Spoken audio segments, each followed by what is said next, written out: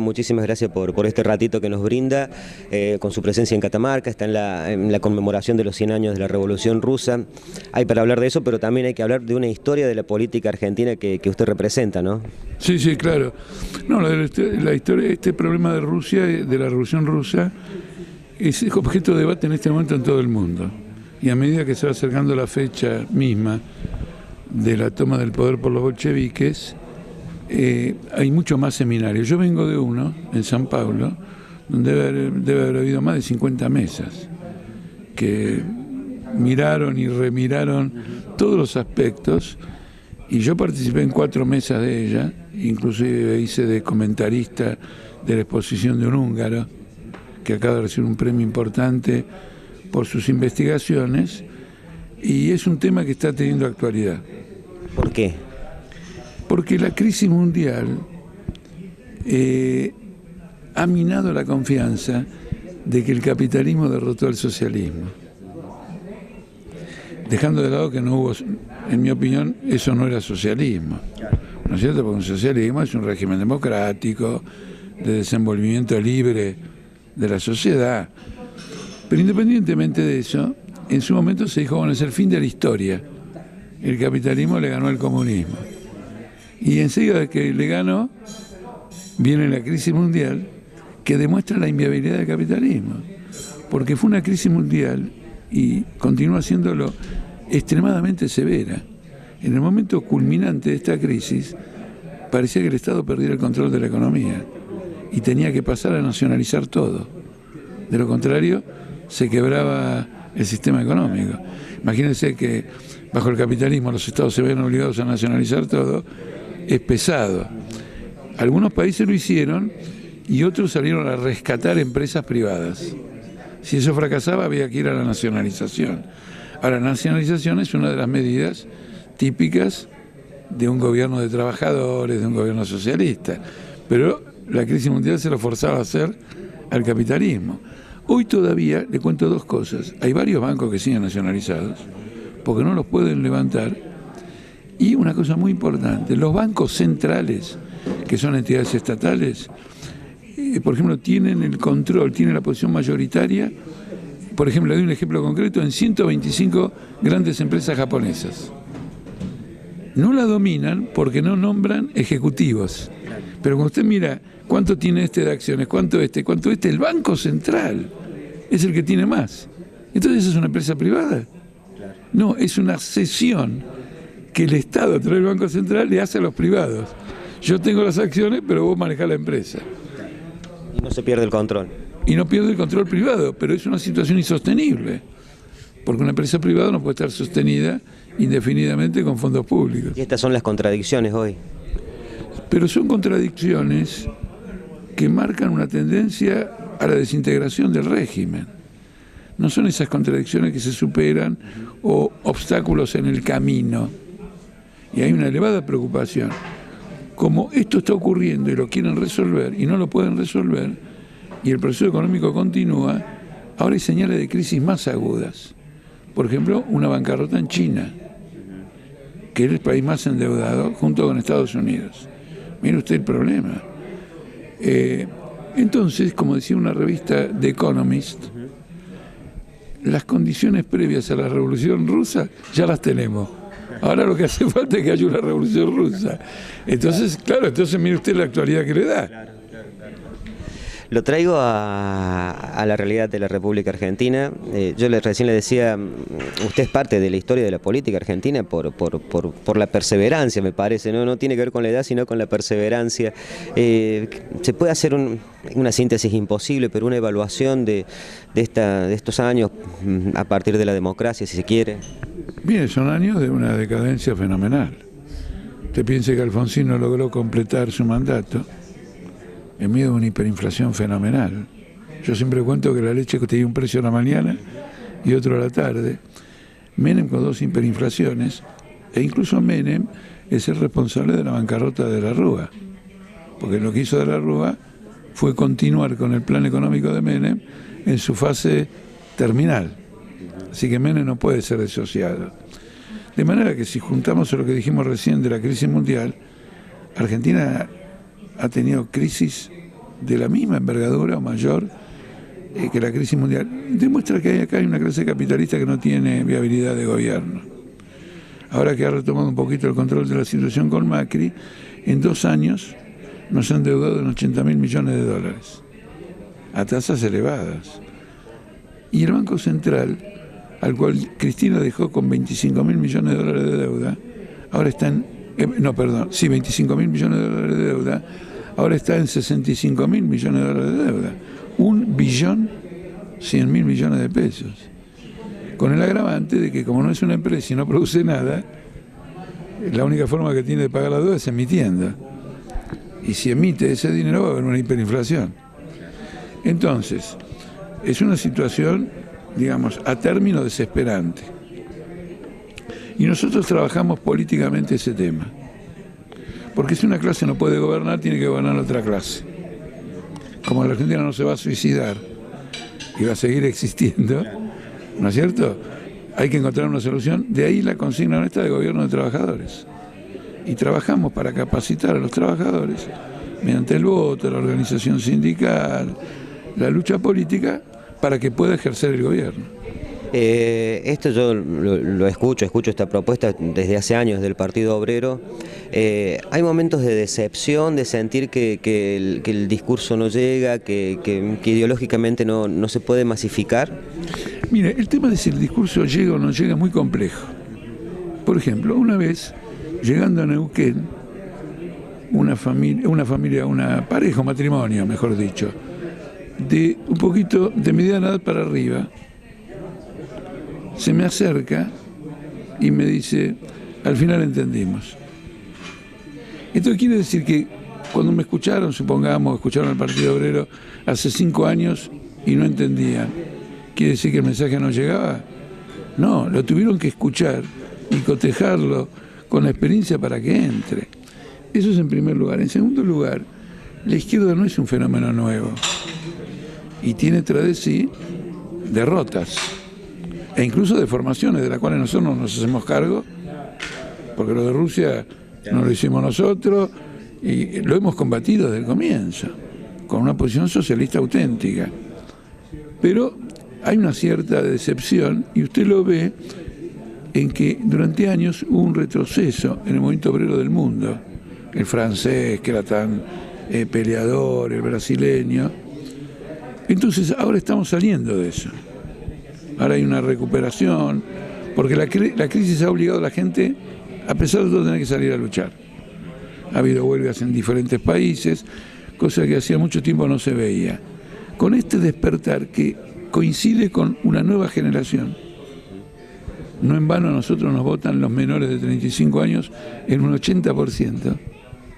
Es significativo, y usted lo ve en las librerías. No había libros que ahora se ven, socialistas. Entonces nuestro mensaje penetra más. Lo prueba el hecho que estamos en 7 legislaturas, en las legislaturas, en el Congreso de la Nación y en decenas y decenas de consejos deliberantes. Y como yo le decía a un colega suyo, de los convenios firmados este año, los mejores para los trabajadores son de izquierda, aceiteros y neumáticos. Y en este proceso histórico donde estuvo el peronismo, algo del radicalismo, fueron ejerciendo el poder y ninguno terminó, llega la gente, no terminó bien, los gobiernos por ahí los dirigentes terminan bien, el problema es la gente. La opción es el gobierno de los trabajadores, ese es el discurso, la idea más fuerte. Sí, porque ocurre lo siguiente, ¿cuál es el margen que tiene la clase capitalista para hacer concesiones? En realidad está buscando concesiones de los trabajadores. Reforma laboral, que significa 0 horas de trabajo. 0 horas es una frase en Estados Unidos e Inglaterra para decir que el trabajador está a disponibilidad de la empresa. Si lo necesita, lo ocupa, si no, no, pero sigue en contrato. Pero cayó la producción, entonces no vengas por una semana. Subió la producción, hoy me trabajás 14 horas. Es terrible. Es la destrucción de la familia. El capital no razona de esa manera, él dice que le cuesta y de esta manera baja el costo y de esta manera compite. Pero eso es un problema del capitalismo. Los seres humanos tenemos otros problemas y tenemos que hacer valer el tema de la vida, el derecho humano, a las circunstancias capitalistas, porque no puede ser que la variable de ajuste de una economía sea el trabajador. ¿Está claro? Nunca pierde el patrón. Ahora, el tema del gobierno de los trabajadores, y después le quiero hacer un comentario, tiene que ser desarrollado, y por ejemplo a través de la práctica legislativa, contraponiendo a un legislador del Partido Obrero con lo que hacen todos los demás, que la mayor parte no hace absolutamente nada, cobran fortunas por no hacer nada, se va viendo de que acá están los hombres, mujeres que van a representar a los trabajadores en el gobierno, y cómo se relaciona ese legislador. Fíjese lo siguiente, nosotros tenemos 3 juicios porque nuestros legisladores participaron de movilizaciones populares. Una locura. En las 3 legislaturas que se debatió esto, en Salta, Mendoza y en la capital, sostenía que la función del legislador debe ser cumplida dentro del ámbito de la legislatura, que no tenía que tomar contacto con el pueblo. Es decir, que el pueblo lo vota y después uno lo despide hasta dentro de 2 años. Tenemos un juicio en Mendoza y en Salta quisieron echarnos de la legislatura. También ocurrió en Córdoba, porque nuestra diputada acompañó una marcha contra la instalación de Monsanto con el agravamiento de que la justicia había dicho que teníamos razón. Y el gobierno no quería cumplir con la justicia por marchar en favor de un fallo judicial. Era un escándalo. Entonces usted ve 2 metodologías. Una metodología que interviene en el proceso legislativo y moviliza a la gente para que, bajo la presión de la gente, ese proceso legislativo marche, y por eso con pocos legisladores dentro de la legislatura hemos ganado leyes importantísimas, y todo este tipo de presión. Cuando quieren hacer la reforma laboral, que significa precariedad, 0 horas, cuando quieren hacer la reforma previsional, que significa aumentar la edad jubilatoria y bajar el índice de ajuste por inflación de las jubilaciones, ¿cuál es el progreso que hay? Todo un retroceso, concesiones, y se está destruyendo completamente la familia. Entonces es el origen de la drogadicción, de la enfermedad, de la desnutrición. Es un sacrificio social completamente inadmisible. El gobierno de los trabajadores significa poner al trabajador como eje y la economía trabajando en función del eje ese. No tiene ningún otro sentido. La economía capitalista es alienante. ¿Qué quiere decir alienante? Que conspira contra el que interviene en esa economía, el trabajador. Es decir, él trabaja para causarse un perjuicio. ¿Cuál es el perjuicio? Salario más bajo, mayor intensificación laboral. Me quiero emancipar de esto. Y en el caso de la Argentina eso es muy claro, porque ya todo el mundo se dio cuenta que cada 8 años nos venimos abajo, ¡bum! Y los grandes grupos económicos se previenen con medidas económicas del perjuicio, cuando no es que al venirnos abajo los estamos beneficiando. Por ejemplo, los grupos económicos argentinos que estaban endeudados en pesos hicieron su agosto con la devaluación de Duhalde en el 2002. Es decir, los benefició la crisis. Siempre. Entonces esto significa el tema del gobierno de los trabajadores. Después vivimos en una economía global y este problema del gobierno de los trabajadores se discute, digamos, en todo el mundo. ¿Qué siente, qué percibe desde el análisis político que sea lo más grave que nos está sucediendo con el macrismo? Bueno, desde el punto de vista político, de que le han dado piedra libre para endeudar al país en forma brutal. Ya le di las cifras hace un rato, es insostenible. Además, el hombre es un corrupto. Por ejemplo, emitió un bono a 100 años, a una tasa de interés elevada.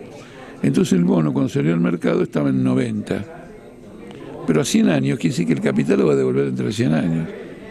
Y durante 100 años vamos a estar pagando intereses, que son 10, 15 veces el capital, los intereses. Ahora ese bono empezó a subir. Claro, si vos lo mandaste barato al mercado, va a subir. Es decir, que los que lo compraron primero, que son los amigos del gobierno, ahora están obteniendo una ganancia fabulosa. Segundo, sus leyes antilaborales. Después, la corrupción del gobierno. Por ejemplo, la corrupción del gobierno anterior es clara, o la población admite, digamos, esa corrupción. Esta es más disimulada, pero por ejemplo estuvieron con Odebrecht en el soterramiento del Sarmiento. No es cierto que no estén los paraísos fiscales el gobierno de ninguna manera. Todo el tiempo aparecen negocios vinculados a la gente esta que siempre hizo negocios. Los ministros son todos empresarios, gente de la economía financiera.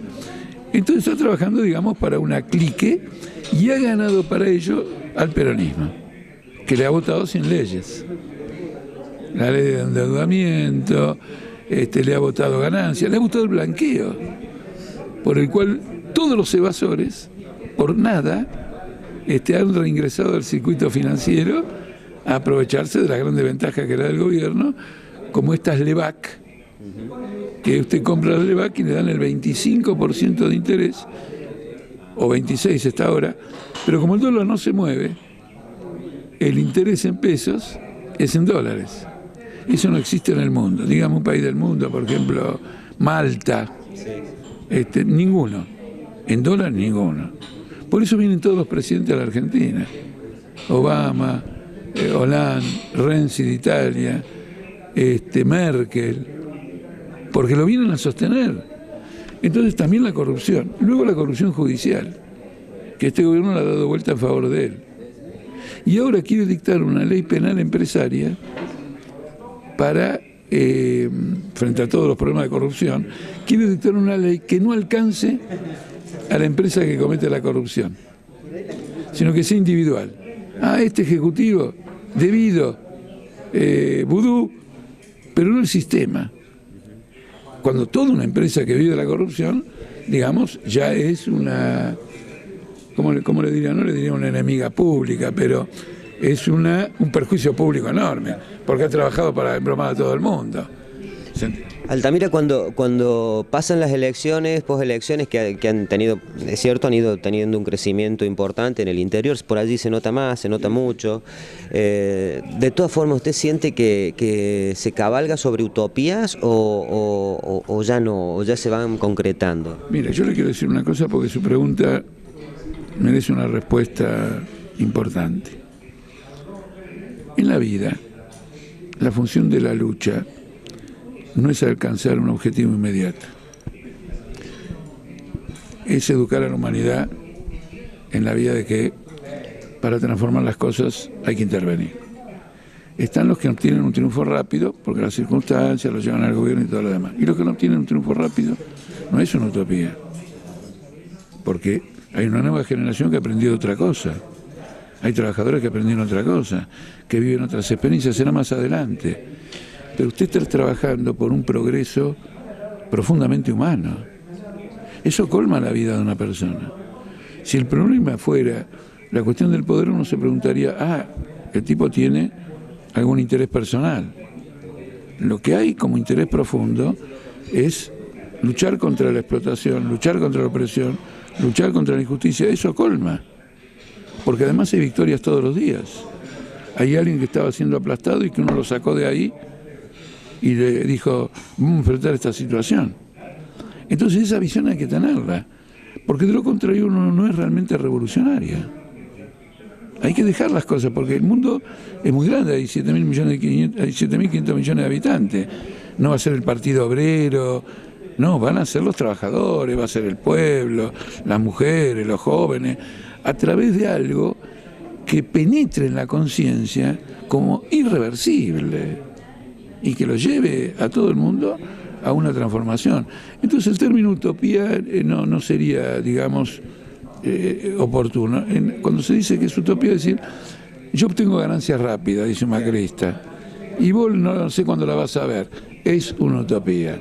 Es un cálculo capitalista sobre la lucha humana. Por ahí yo cuando le preguntaba de utopía, también hacía referencia a esa utopía que te hace caminar 10 pasos más allá cuando el horizonte se te aleja 10 pasos. Cuando yo escucho que alguien entiende la utopía de esa manera, digo, sí, exactamente, ¿no es cierto? Él le da una definición, porque claro, en este caso, ¿qué sería la utopía? Sería, queremos llegar a algo que es relativamente inaccesible, ¿no es cierto? Una emancipación profunda y todo lo demás, pero estamos yendo en esa dirección.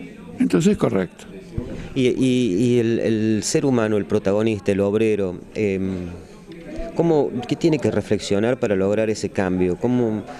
digamos, busca lo testimonial en sus dirigentes? ¿Por dónde pasa? Mire, yo le quiero decir una cosa que tiene que ver con una pregunta anterior suya, sobre nuestro crecimiento y todo lo demás. Esta la he contestado de esta manera en otras ocasiones. Para entender el crecimiento de la izquierda también hay que ver la historia última del país. Porque nosotros estábamos creciendo en los 70. Y para parar nuestro crecimiento vino una dictadura sangrientísima. Entonces hay un retroceso.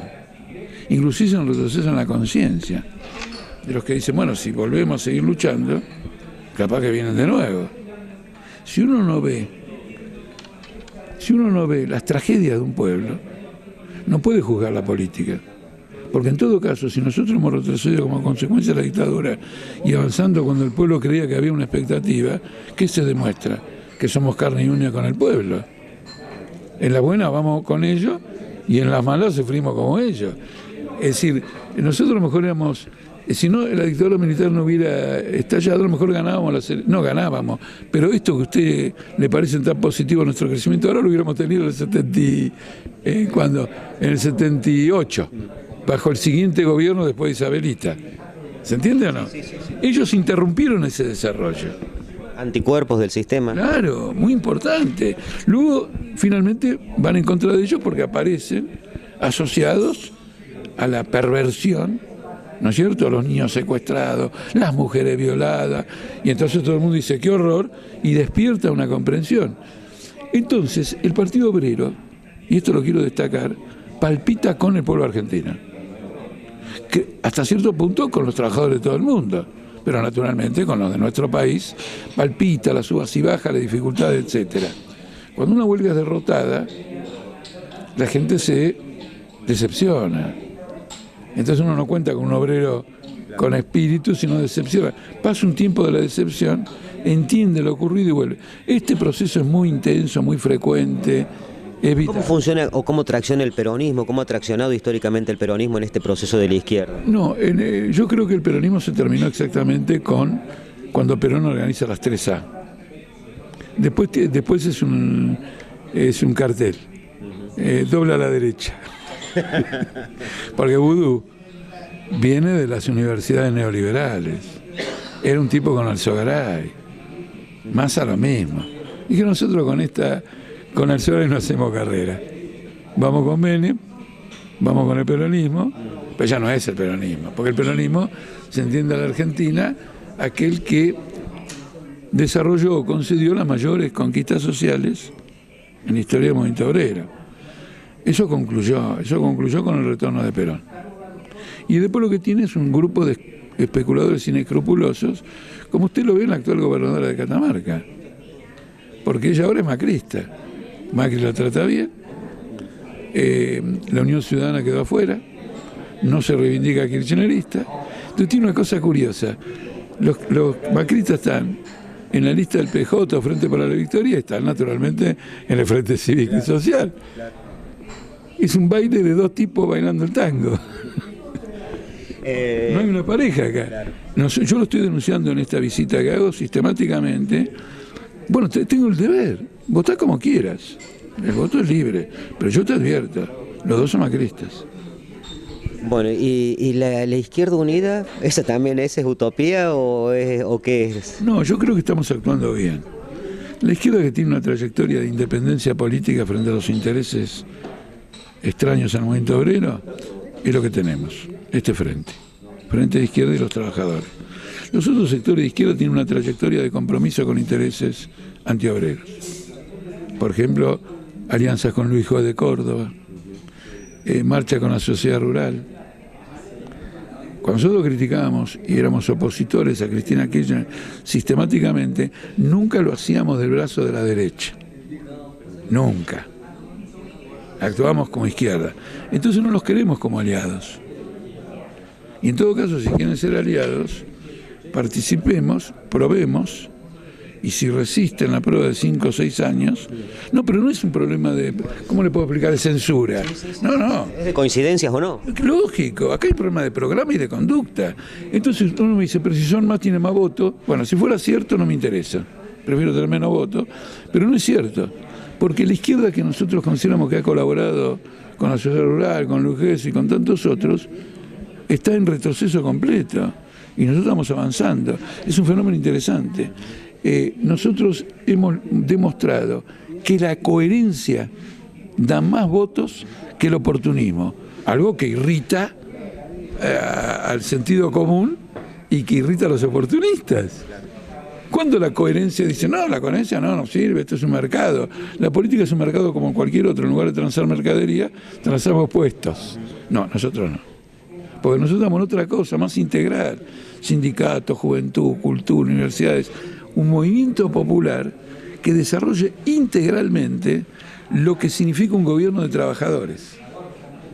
Con la participación de todo el mundo del trabajo, y la cultura y la intelectualidad es trabajo.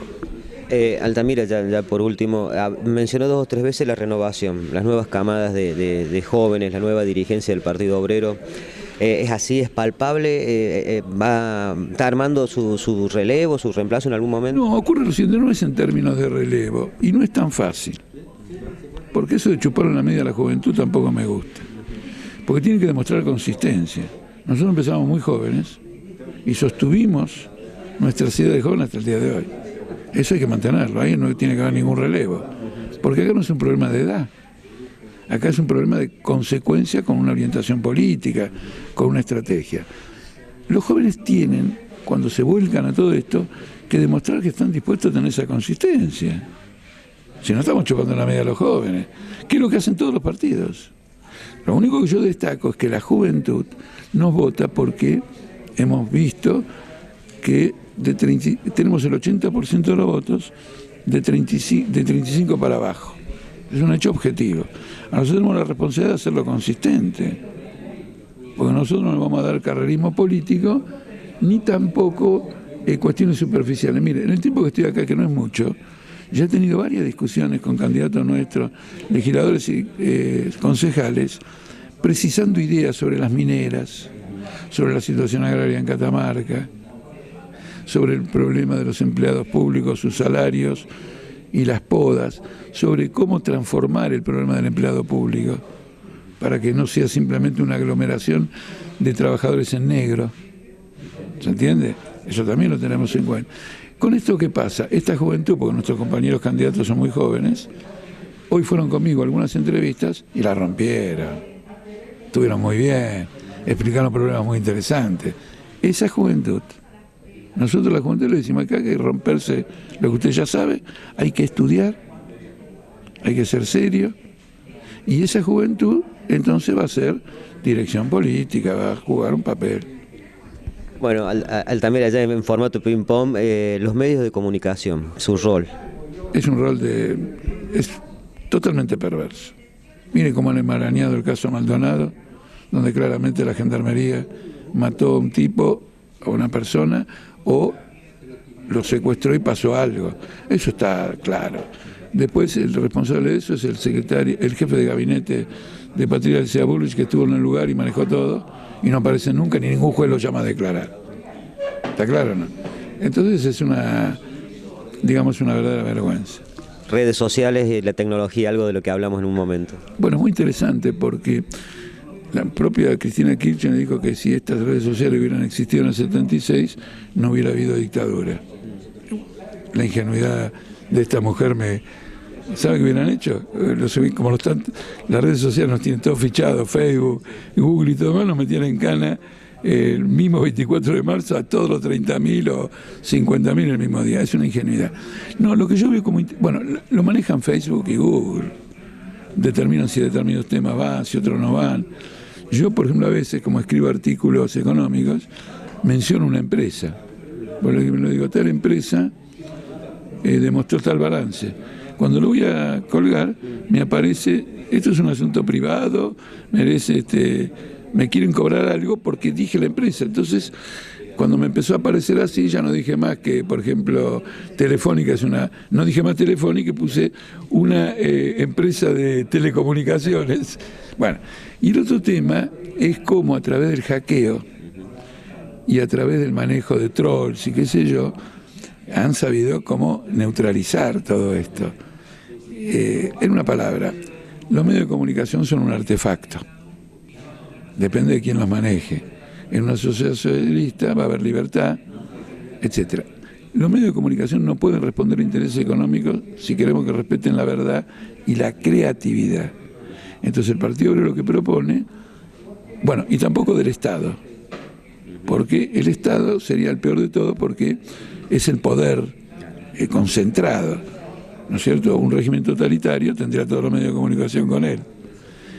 Creemos que tiene que ser manejado por instituciones sindicales, culturales, artísticas, es decir, todo lo que sea contribución al ejercicio de los mejores intereses del espectáculo, de todas las, pero por ellos. Y a su vez tienen que ser ellos organizados democráticamente. Jamás le daría un medio de comunicación a Moyano, a Gerardo Martínez o al Momo Venegas. Bueno, Altamira, realmente es un gusto, es para charlar horas con usted, le agradezco muchísimo este rato que se ha tomado y bueno, seguiremos observando y contando la historia y ver cómo va evolucionando, ojalá que sea para bien en este país. Bueno, cuando nos volvamos a ver, haremos un balance, sí. Claro, porque siempre hay que verificar en la práctica la consistencia de lo que uno planteó. Bueno, me saco otro tema que lo tenía, pero los políticos tienen que dar testimonio de vida. Totalmente, porque pasa lo siguiente, ya en la sociedad actual, desde el momento que ocupan una función pública, se deben enteramente. El ejemplo que yo le di de representante del pueblo que no pueden ir a una manifestación, está demostrando que no solo deben, sino que no quieren darlo de ninguna manera. Las dietas que cobran. A ver, ¿por qué insisto en las dietas? ¿Qué pasa? ¿Le tengo envidia a alguien? No, papito, si vos me cobras 200.000 pesos por mes, cuando la media, el 50% gana 8, vos no sos un representante del pueblo, vos sos un carrerista político. Ahora, este congreso se hizo para acoger a los representantes del pueblo. Entonces no te digo que ganes 8.000, pero que no se te vaya la mano. Laburás acá, bueno, muy bien, gana 3 salarios mínimos. Bien, ¿qué más querés? Y si no, trabajan otra cosa. Chao.